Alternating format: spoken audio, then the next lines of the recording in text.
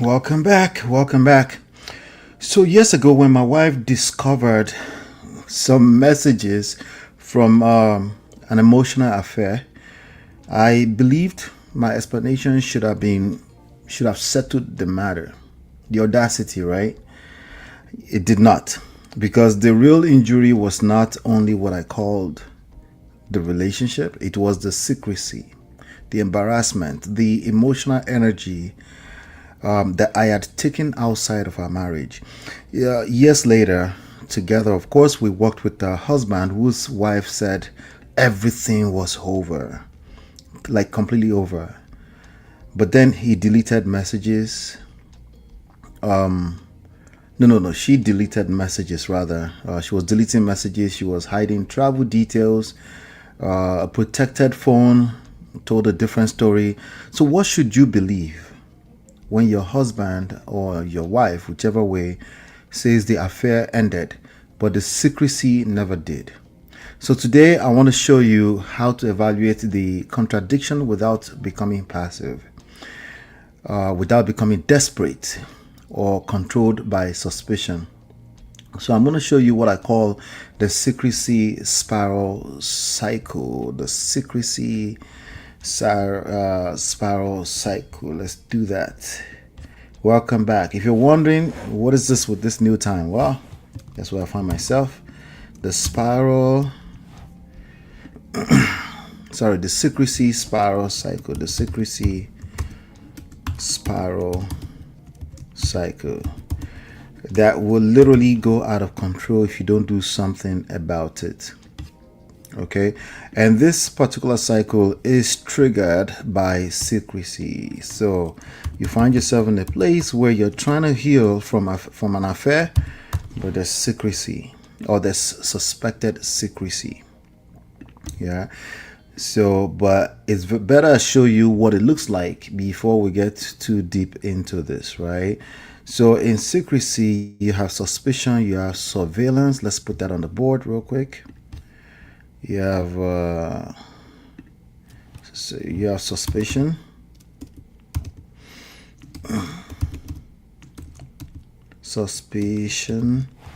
You have surveillance. You start to you become a detective. You become a detective. Surveillance, right? And then you have, I guess, once you get tired, once you feel like you have some enough information, or when the frustration is boiling over, and then I guess you get some. I guess you can call it. What should we call it? Should we call it you might call it courage for some confrontation, right? So now you're in effective confrontation with a person who has had an affair. They claim they want to change, but then they're still keeping secrets, right? And then you have in confrontation, you would hope that they would just admit once and for all, right? But of course not. That's not how that plays out. That usually plays out as defensiveness.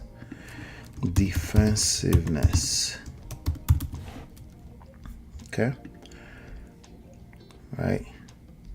Defensiveness. And then we do have, I'll shorten this up. Defensive. They get defensive, right? But then we have continuous concealment. Right? Let's just put conceal. I'm going to put concealment right here. Concealment. That means they're still hiding something. Right? They're still hiding something. Concealment. Yeah. If they're still hiding something, well, that is still keeping secret, right? If they're hiding something, after they get defensive, they have to protect that, and they're still hiding something. So there's this continuous spiral out of control until something has to give. Yeah. So when your husband or wife says the affair is over, but they continue protecting their phone, they're deleting messages, they become more defensive, it can become difficult to separate intuition from fear. Is it real? What you still suspect, right? But your marriage has a specific history, and the meaning of secrecy may depend on what was disclosed. It may depend on a couple of other things. It might be where you're coming from. What are your requirements? What are you asking of? Is it realistic? Is it not realistic? I'm sure you think it's realistic if you've been cheated on. You think anything you ask for is realistic, right? It also depends on whether contact continues. Are you still in the same space? Is there separation? Is there a continuous threat of divorce coming from either side? It would depend on whether your husband and wife is demonstrating genuine accountability. It will also depend on your ability, your capacity to determine what is actually genuine, what is not.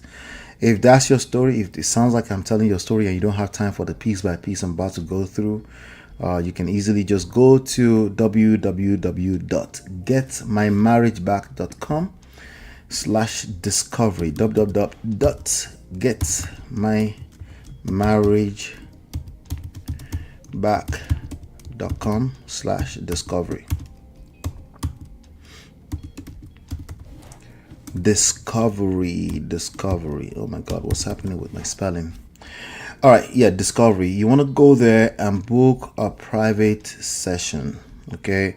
And then we can together we'll examine the complete pattern with you and help you identify the most responsible next step for your marriage.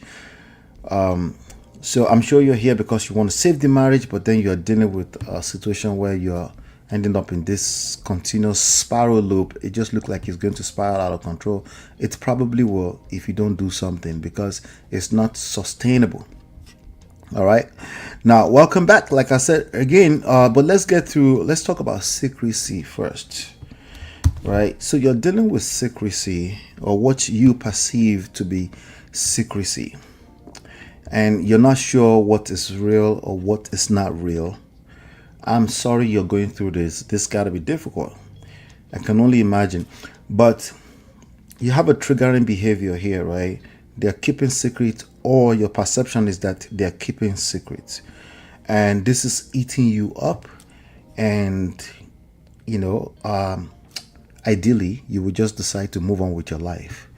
But this is not the internet. This is your real life. So you've noticed hidden screenshots, deleted messages, guarded passwords, unexplained absences. You don't even know where they are, even though you feel like maybe you should give them some space. It's confusion, right? You have like vague answers whenever you do ask certain questions that really make you feel funny, makes you feel something is off, right? So your marriage has gone through betrayal. That's the reality, okay? And the behavior does not feel natural. It feels something is off, okay? You haven't caught them like this, but you kind of caught them by the elbow. But you also know that what you really want is not to catch a person betraying you. You actually just want your marriage back, right? So of course that activates the fear that the affair, right? It's the old affair, the one that you actually caught, that is still going on, that it never really ended, right? So now you are actively suspicious. You can't even think straight, right? Your mind begins filling the gaps. There are gaps. You don't know the full truth, but you know enough that you've caught them in the past, right? So you're now you're suspecting. You're like, okay, what is going on? Should you find out? Should you look for it? Some people sometimes will say, whatever you're looking for, you're going to find it. And I'm like, okay, maybe I should find it then. But maybe you don't really want to find out, right? So it's a very confusing state, right? Every delayed response creates suspicion in you. Every notification that pops up on their phone creates suspicion in you, right? Every time they take a trip, even if it's with a sibling, right? In my case, it was a trip with a sibling. It was no reason for me to be suspicious, but hey, it is what it is. And in my case, I had not never caught her doing anything crazy too either, right? But for when you flip it on the other side, it's a little bit different. So when she saw some things, it was hard for her not to believe that it's a repetition of bad behaviors from the past, right? So anyway, this time they've asked for forgiveness in the past. So you've given them your words that you forgive, but then you have an active suspicion. You feel the need to to keep digging through the phone. Maybe they were so good at hiding the phone stuff, right? Maybe it's in their email. So you're like, I'm not gonna do that. But for how long, right? For how long, right? They change their routines, right? The fact that they change their routines, they no longer just shower once a day. They shower about 3 times a day. That becomes a possible evidence, maybe, right? You stop evaluating patterns carefully because your nervous system is trying to protect you, right? Every signal is an evidence as far as you're concerned, right? But that's not fair, right? You're like, you know what? I need patterns. I need to see some more information, right? So you now enter what I call the surveillance mode. You start bugging phones, you start bugging the car, you start throwing recordings in the car to see if you can catch something in different rooms in the house. You want to just catch something, maybe something that will finally tell you what you've always known. Do you know? Maybe you don't know, right? So the suspicion turns into investigation. You check devices, you monitor their social media, you study phone records, you start testing different passwords, right? You track locations, you review receipts. What does this restaurant receipt means? How many people ate for them to have spent $77.37? How did they 77? How can one person eat $77? Well, did they go to a restaurant by themselves during the lunch hours? What happened there, right? Never mind yesterday, just today, right? This becomes evident. You have repeated search for inconsistency. You're looking for inconsistency, right? Because you've learned somewhere that consistency translates to trust, right? So occasionally you might discover one useful information here and there, but the investigation gradually becomes your entire relationship with the marriage. That's literally your whole experience in the last 7 months, just doing surveillance, right? But eventually you caught a few, just enough information, maybe a couple of things that were just off, right? That they shouldn't have been doing, right? So it's time. You now enter what I call the confrontation zone. It's time to confront them, right? You present your findings. What does this mean? What does this mean, right? You present not just your findings, but your suspicions, right? But then you are basically in an emotionally charged environment.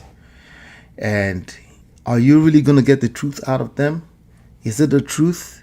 Well, everything they say is essentially gaslighting, because you kind of know what you kind of know, but not really, but you don't really know, right? But you have their past history. And somebody told you that once a cheater, always a cheater, right? So you're like, what else could it possibly be, right? Every conversation turns into the evidence. So everything they say become additional evidence for you, right? But your questions are valid, right? Your fears are valid, right? In fact, your fear is driving your whole world right now, but there's still fear. So, occasionally you feel like that's not fair. Like, I shouldn't do this. But then you feel how you feel. You want to feel secure in that relationship, right? So you start demanding immediate certainty from a person who clearly struggled to give you certainty, right? Because they have a past history. That's what we're talking about. Why is it that she's still hiding the phone? Remember, that's the question we're at. Why is she still keeping her password, right? So a part of them, they feel shame, but they're defensive.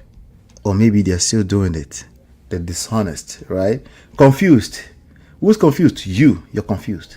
you're confused. That one we know for sure, because if you're not confused, you'll never be in this state. You will simply just dump this person and you'll move on with your life, right?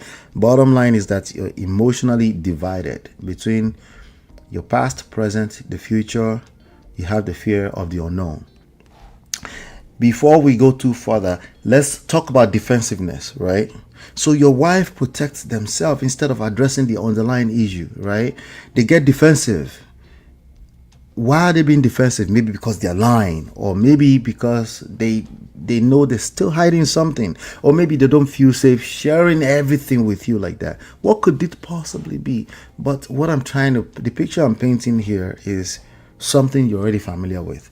You know that you don't feel safe in this relationship, but neither do you feel safe with whatever future holds. So you get stuck in this place, right?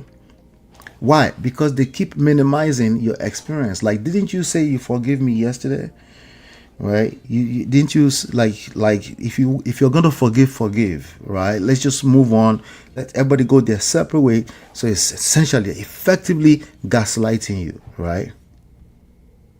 But you're like, but look at this. But what does this mean? Like, what do you mean? What does this mean? I was hanging out with a friend. What's wrong with that? A friend. What is a friend? Can you define your friend? You don't really know him.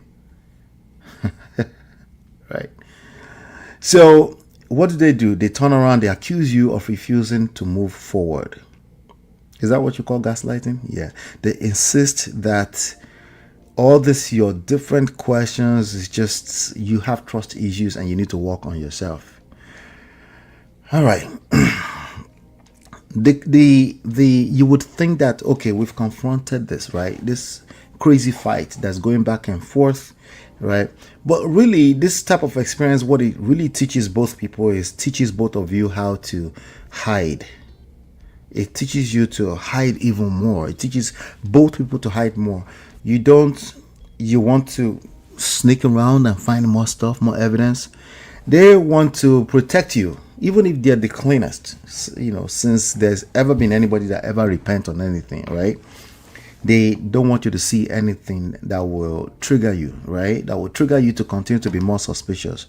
So what do we have now? Effectively, two people still in concealment. They're hiding from each other. Your wife is still concealing information to avoid any other further confrontation, because obviously that's not a good experience, right? Or they're actively hiding from you. Now, why would they want to stay in a relationship with you if they know that they're still messing around, right? That's a question that we don't have an answer for, right? Who's the person that can answer that question? Them, right? Now, you are still concealing a lot of stuff because you're trying to monitor, you're doing surveillance, and you're trying to see if you can find some more stuff. So you have two people, you have a house divided against itself. The marriage becomes an intelligence operation rather than a partnership, rather than a union. Imagine that type of life. Imagine that type of marriage. I know it's kind of hard to see when you're in it, but imagine you're observing another person in that type of marriage. Would you advise them to continue to stay in that marriage without doing something about this crazy ass cycle that you're looking at? Would you advise them to continue to stay in that? I doubt it. You would tell at least one of them to seek help or find their levels and go their separate ways. That's what you would tell them to do. Let's be honest, right?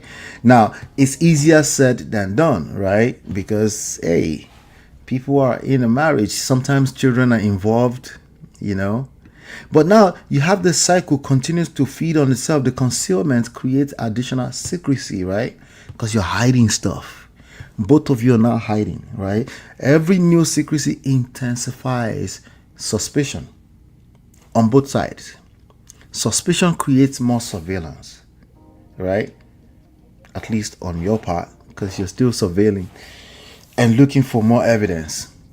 And you might even justify it and say, well, just in case we end up in court, I need to have evidence. But you stay there, right? Surveillance eventually produces another confrontation because you're boiling inside. You're wondering, and every now and then you lose your cool and you confront them with half information that's Usually not enough information, but hey, you've convinced yourself, like, what else could there be? Like, that's exactly what it is. What I'm seeing, they say, it's not what it looks like. What does it look like, right? So even when no new affair is really going on, even if you don't really detect or discover any new affair, the operating system of your marriage keeps both people trapped in fear, in defense, in hidden behavior. It's just bad, guys. It's a bad place. You never want to find yourself in this place, right? And there's no way you cannot build a marriage by pretending that secrecy does not matter. Now, there's a blurry line between secrecy and privacy, or individuality, right? Or a healthy space between a husband and a wife. But who's to determine what's enough and what's not enough? Who's going to tell us that, right? So you cannot rebuild it by surveilling each other's movements, by tracking locations and stuff like that. If that's your source of stability, you're never going to create a stable environment, and it's going to affect everything else about your life mission, your purpose, your work, everything. It's going to eat you up, right? So even when they confess a little bit, sometimes it might end up being an argument because there's defensiveness in the mix, right? And some might even argue that consistent transparency should start rebuilding trust. But sometimes that gives certain types of people additional reasons to continue to do surveillance. In other words, they don't have the capacity to be in a healthy relationship in that space. They don't, because you can't have capacity. Don't fall out of the sky. You have to build it. You have to build it. And especially if there's been serious damages in the relationship. So we're asking for trust. How do you rebuild trust in this space? Is it just one person that needs to keep working on rebuilding trust, or is it both people that need to? In most cases, I think most advices that start with both should are useless, personally. Okay? And also professionally, I think they are mostly useless. We should focus on each individual and what they have to bring into that relationship, and what they have to give into that relationship. And if they don't have enough to give, they should focus on giving to themselves first. And sometimes that means you have to leave that relationship, even if it's not a permanent decision. All right. So by now, you might be starting to recognize that the real problem is not simply whether you should check a phone or ask another question. That's not the real problem, because you're probably already doing that, and clearly it's not working out, right? You may be dealing with a situation where you have to see this betrayer, the person that used to be a betrayer, or still a betrayer. I don't know how you want to paint it. You might still have to see them on a regular basis. That means there's continued contact with the person who betrayed you. Maybe there's incomplete closure or disclosure, right? Maybe there's an emotional affair still going on. There's somebody I know that kept making excuses for somebody they were having an emotional affair with, and they wanted to keep that person in their life. And it's an emotional affair because they've defined emotional affair as it must mean it's about sex. It's not always about sex. If it's threatening the health of your romantic relationship, and that can still be defined as an emotional affair, especially if it's taking affection and quality affection away from your marriage. You have to look at that as emotional affair. But some people will argue that at the expense of their marriage, right? So maybe you're dealing with that kind of person, still justifying it, right? And they're still defensive, right?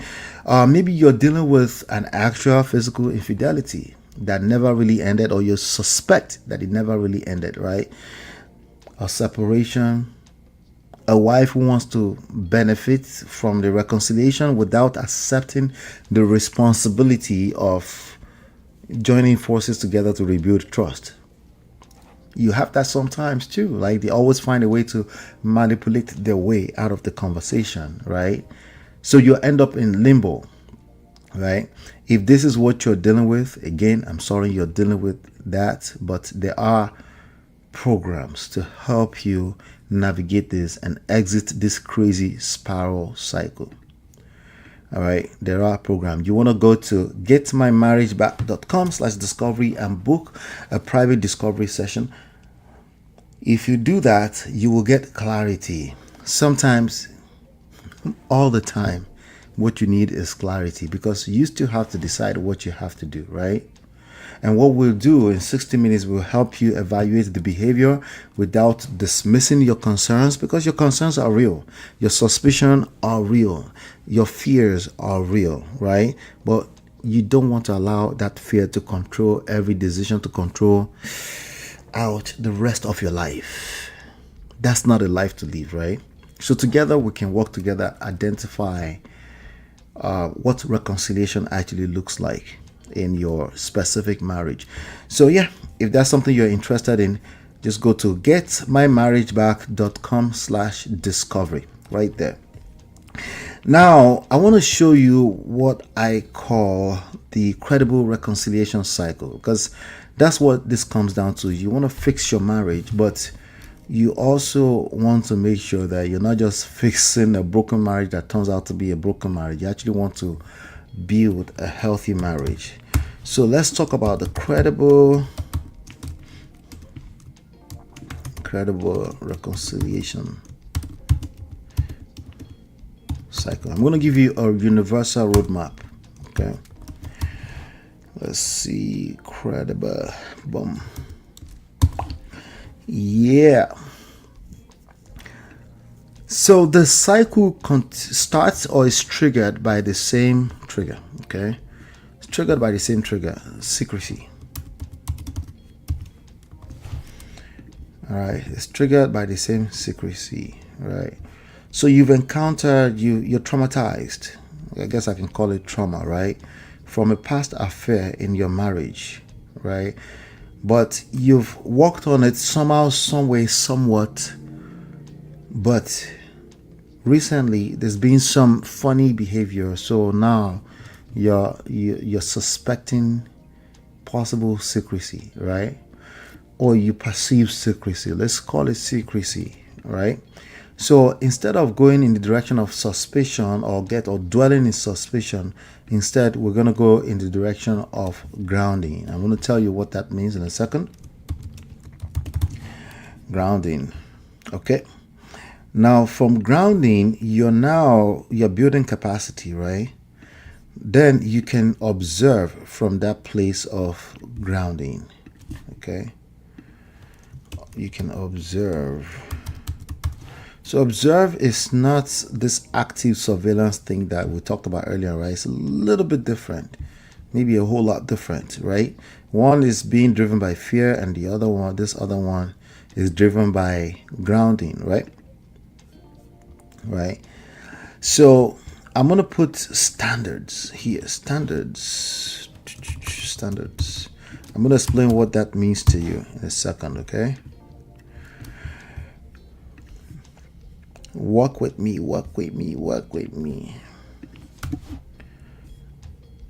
Standard. Okay, so we have standard on the board. From a place of standard, you're able to build value. Okay, make sure you're subscribed to this channel. If you are subscribed, you know that after value, you are going to create curiosity and attraction. Now, why is that important? Because you wouldn't have to beg a person who is attracted to you to help you in rebuilding trust. You wouldn't have to ask. They are desperately trying to make sure that they rebuild trust.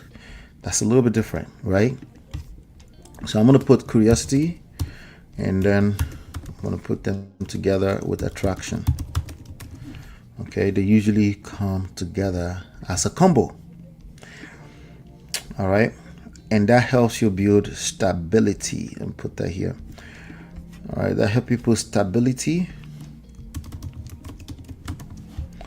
All right, everything else is chaotic. Anything outside of stability is chaotic. Let's see here. Work with me. All right. So from curiosity, you build stability. And then even if you ever have to see anything. You're never going to know everything about your partner. Sometimes there might be things that have the appearance of secrecy. You know exactly what to do. You're no longer rushing to have suspicions and start doing surveillance. You go back to grounding. Okay, now let's get into this one after the other. Let's see what this means. So secrecy, right? The same exact trigger from before, from previously, right? Because in real life, things happen. Life happens, right? Life happens, especially in life and especially in marriage. The same triggering behavior remains the same. It will happen occasionally where you have a certain level of doubt for whatever reason. Or in this case, you're the person we're talking about. You've experienced betrayal from your partner, right? There's been an affair in the past. So recently you're seeing some suspicious behavior that that takes you back to that dark place, right? So you notice guarded technology, passworded, separate phones in the house, like another phone device in the house, inconsistent answers, continued contact with somebody they told you they're no longer friends anymore, right? Just any other behavior that does not align with the claim that their affair has been over, right? So you take that concern seriously. You should take that concern because it's triggering something in you, right? But you don't want to immediately allow it to determine your emotional state. This is extremely difficult to do, especially if you've experienced this in the past, especially if you've been roaming around the internet where they tell you that once a cheater is always a cheater. This is an extremely difficult thing to navigate, because we can also agree that just up and leaving is easier said than done. Of course, it's always easy to do on the internet, right? So instead, you go in the direction of grounding. What do I mean by grounding? You return to your center. You have enough in you. You might not realize that you have enough in you. You might be going through something right now that makes you feel like heaven is about to fall out of the skies. You return back to so many things in your life that you can point out that will remind you how blessed you are. I know that's difficult. That's easier said than done, because it's easy to see the whole world is about to collapse again, right? It's easy to see life in that from that lens, right? So now you want to be intentionally going back to God, into prayer, into gratitude, right? This is very difficult to do when you feel like you're suspecting that your cheating partner who cheated in the past is still cheating. That's like why would I ask you to go do that? That's unrealistic. Well, it's realistic, right? It's doable. You just have to decide what is the end goal for you. You want to save the marriage, not just save the marriage, but actually build a healthy marriage, or not. It's completely up to you, obviously, right? So there's some things you can't control. You have to give those to prayer, but there's so much you can control. And you and I have to work on that. Well, you have to work on that, not me, right?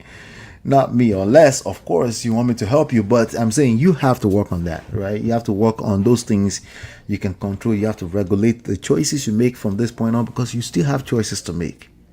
Yes, even as a victim of betrayal, right? So grounding does not require you to ignore the evidence. The whole point here is to pretend like nothing is happening, but it prevents the fear for selecting the wrong tone, right? The fear that makes you select the wrong tone, the panic that makes you completely go chaotic, right? It helps you in terms of identifying the right timing, the right strategy, and things like that. And the more you do that, the more you probably will be tested, but you build muscles. You understand? You build muscles, but then you will start looking out for the right type of evidence. Maybe it's not as bad as you think. Maybe it is that bad. Either way, you have a choice to make, right? So now we're dealing with observation. Let's go back to the board real quick, right? So I've explained grounding, observation. Now, remember, you're not just falling into observation. If you just fall out of the skies of secrecy into observation, you're going to start bugging the cars, right? You're going to start tracking locations. You're going to go crazy, okay? You're going to basically lose yourself in that process, because you will never find enough evidence. Oh, yeah. That's how real it is, right? So observation, you start evaluating patterns. There's a difference between evaluating patterns and just going crazy cuckoo because you saw one one piece of evidence somewhere, right? You're observing patterns rather than isolated moments, right? Not only are you doing that, you're doing that from a place of grounding, meaning you have enough in you. Because if you don't have enough in you, you're going to self deplete, right? You look for consistency between words, access, behavior, right? Whereabouts, right? Accountability. Why are you doing all of this? Well, you have patience for yourself, first of all, right? So the other person's how they decide to move does not determine the rest of your life. Temporary to some extent, but you're not here doing surveillance again. But of course, you're still paying attention. Because some people have the fear, like, are you asking me to trust again? I don't want somebody to break my heart again. I say, I understand that. But there's a difference between observation and surveillance from an obsessive standpoint. There's two different words apart, right? You're able to apply empathy. I know. Why would they ask you for empathy when you got cheated on? Seems unfair. Again, you have to identify what do you want. You have to decide what you want. Out of life, not even marriage, out of life, right? Your willingness to answer reasonable questions, even within yourself. What's reasonable questions? Well, they're not yes/no questions. They're not close-ended questions that's already designed to trap the other person into whatever it is that you think you want, but you don't really want. Because again, all of this, a lot of people are just hurt more by embarrassment than the actual infidelity. That's crazy as it sounds, but that's human beings for you. We care more about what it looks like on the outside than the actual thing, oftentimes. So observation helps you distinguish temporary defensive reaction, right, from an ongoing system of concealment, of hiding, of being basically a fraud. You're able to detect those things because you have enough in you, right? So you have the standards, you become clear about what reconciliation requires. You actually have a blueprint that you're following rather than just trying to wing things along when you already kind of know that you shouldn't be in that relationship, at least not for now. So a standard is not a threat. That's not what it is. It's not a threat that's designed to force a behavior, because any form of manipulation, because yes, you can still be manipulative even if you were the one that got cheated on, right? Any form of threat that's designed to force a person into a behavior is going to backfire. What you're looking for is clarity about what you as an individual, you will or will not participate in. And sometimes that require the outside relationship to end. Sometimes maybe it's not a big deal, but that kind of clarity is going to come not from you being super obsessive. It's not going to come from you operating from this defensive place where you're tracking everything by what happened in the past. Absolutely, right? What happened in the past matters, but there's a place to apply it, but there's a place to not apply it. So it gets very dicey and very difficult if you're one of the actors in the movie. Okay, so what is reasonable transparency? What is that? Is that a real thing? Or you're just like, no, I need absolute transparency and that's it. Good for you. I'm glad for yourself. You have clarity, execute it. If they don't give you absolute clarity, leave them. If you're in a tussle back and forth, then there's a problem, because sometimes what you're considering to be transparency in your own is ideal, is fair because of what happened in the past. They betrayed you, right? Sometimes that makes the other person become not themselves, which is not what you want, right? So there's a lot of difficult questions that needs to be addressed here, but the grounding will help you go through so you can come up with a standard or blueprint. Let's call this also, we can have a blueprint here, right, to follow, as opposed to just winging things and thinking that it's just going to be just like that. All right, so when you operate from this place of standard and blueprint, then you continue building the life and the character you're responsible for. You're now in control. You protect your faith, your health, your parenting. A lot of people lose themselves in this space, right? Because they they've lost purpose in life because they've basically centered that other person. Even though they're actively trying to decenter the person, they still find themselves in it, right? This person controls everything, right? So instead, now you take control of things you can control. Remember, I said that's part of grounding. You're able to take control of things you can control. The rest of it, you leave it in the hands of prayer, your higher self, right? So emotional intelligence, you go back to that, you exude it when you are operating from a place when values start to show from a place of standard blueprint. You actually have a plan that you're following. Value is inevitable, so it's not something you necessarily control directly. It's more like an indirect byproduct of following through this process, and by doing so, that builds attraction, that builds curiosity, it builds attraction, right? Your grounded strength changes how you show up. It shows how you show up. The last thing that anybody will want to do in that kind of case is to sabotage what they have with you. Sometimes people will sabotage from a place of fear or panic, or they're trying to fill a gap or a void, right? But because they're enjoying the value they're getting, that you're exuding, that is showing how you show up, right? The last thing that comes to their mind is to betray you again. And not only that, you'll be sure of it because you're no longer begging for scraps of reassurance, begging them to show you that they've changed or anything like that. It will be too obvious to you that there's no room for BS. Does that make sense? All right. So now attraction is very important in all of this because, again, if they like you enough, the last thing they want to do is betray you. Not only that, the last thing they want you to do is make you think that it's even possible in the first place. So they're already desperately trying to rebuild trust with you anyway, right? But if you're moving with panic and you're trying to force them to behave a certain way or try to force transparency out of that, if you're operating from that place, it's only going to get worse.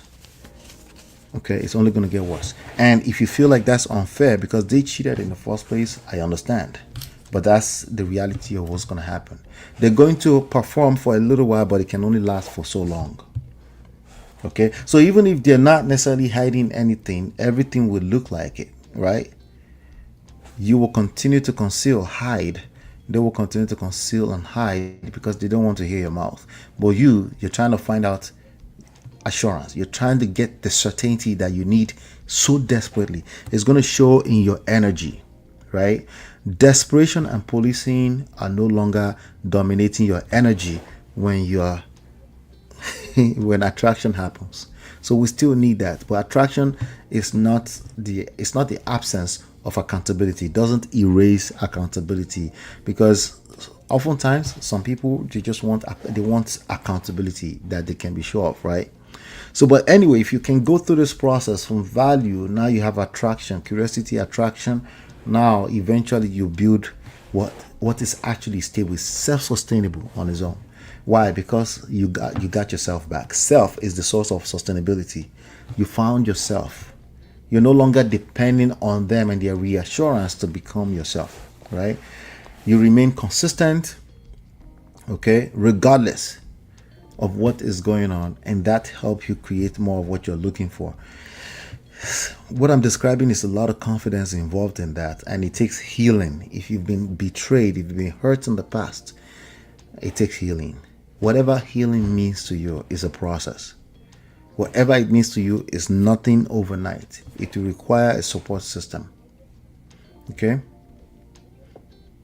You allow your sustained path to reveal truth to you, as opposed to you trying to force truth out of your own manufactured your manufactured truth with all this surveillance behavior, right? Oftentimes you might even call yourself like, okay, I'm a fact finder, I'm a detective now, I can get into any phone. You might be so proud of that, but ultimately you still have to face yourself in front of a mirror. Is this the kind of relationship that I'm looking for, where I'm always looking over my shoulder? All right. So understanding these principles is one thing. Applying them while sharing a home, raising children with a person, managing an active separation, wondering whether it's even worth it, right? That it's very difficult. It's easier said than done, right? So I've explained it to you. You have it. You can play this video over and over and over again. It's right there. That's the universal roadmap. And those are your two options. You have two options. When you perceive secrecy, you can go in the direction of suspicion and surveillance, or you can go in the direction of grounding. Okay? And then you build value. And that's a process. The other one is easy. You just found yourself start ordering all type of gadgets on Amazon, trying to survey somebody's car and their movements and track locations and that kind of stuff. If that's working out for you, it is working. If it's not working, there's definitely a lot more you can do about that. If it sounds like I'm telling your stories, I'm sorry that you're going through that, but yeah, you can book a discovery session at getmymarriageback.com/discovery. And you're going to need help deciding what questions are reasonable, which standards are necessary, when to stop investigating. Easier said than done, right? How to respond to defensiveness, because yes, they will come off as defensive, gaslighting. How to respond, what behavior would demonstrate credible progress. It's easier when you have a system, when you have a skill set, you have standards and blueprints that you're following. It's a lot more easier. Okay, and that's why I designed the discovery session. The discovery session is a 60-minute time you spend with me. Just go to getmymarriageback.com/discovery. You book a private discovery session, and then I can help you apply these lessons to the specific facts of your marriage. Can help you establish accountability around your strategy, because I know if you don't get that, it makes things super difficult. There's a whole strategy around getting that accountability that you need so badly, and then you can remain grounded while the larger pattern becomes clear. Because at the end of the day, what you're going to get from the discovery session is clarity. All right. Can you reconciliate with your partner? Absolutely. Right? Even if an affair has happened in the past, yes. Worst things than affairs had happened in many marriages that you what's the word I'm looking for, that you fantasize about today, that you envy, that you look up to, right? Worst things than, like, infidelity is like one of the least, and I know you can't imagine that, but what could be worse than somebody cheating on you with another person? I know how you feel, but trust me when I say that. Marriage is like life itself, right? It's like somebody being on the other side of 50 years old, and they just said, oh, it's been beautiful all along. Everything has been sweet, and I've always, even if they're the child of a billionaire somewhere, okay, life is never a bed of roses. So please don't expect marriage to be that. Okay. So don't measure reconciliation by how convincingly the affair was denied or declared over. Your experience, how you feel, all of that is valid. So you need to get to a place of clarity where you can operate from a place of confidence again with your own self inside of that marriage. If you don't, you're going to hurt that marriage. Eventually it's going to collapse, but it's not just going to collapse. It's going to cost, right? The longer you spend in the wrong situation, it's going to cost you, right?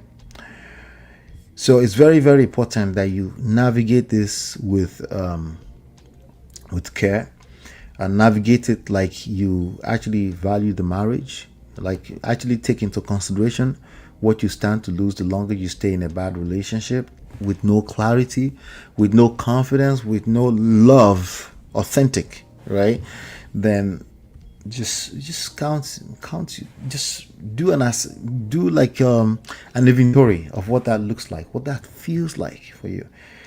It's very, very important, so you can actually build the kind of life you're looking for, with or without that person. Yes.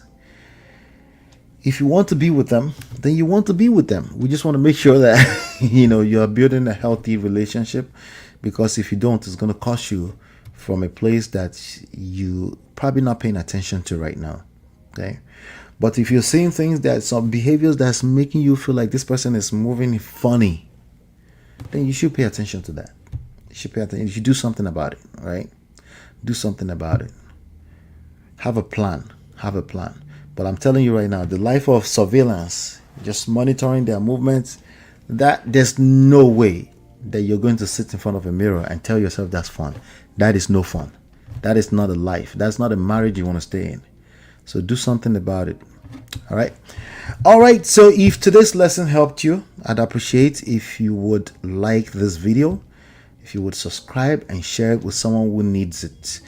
And I'll see you on the next video. Go check out some other videos on the platform. Take care. God bless. Bye now. Are you fighting to save a marriage or a relationship, or simply avoiding to end up in a broken or toxic one? We've been there and you're in the right place. You see, inside this book, right, you will find and you will discover the secret to save a broken marriage, and you will learn how to build and attract the marriage of your dream.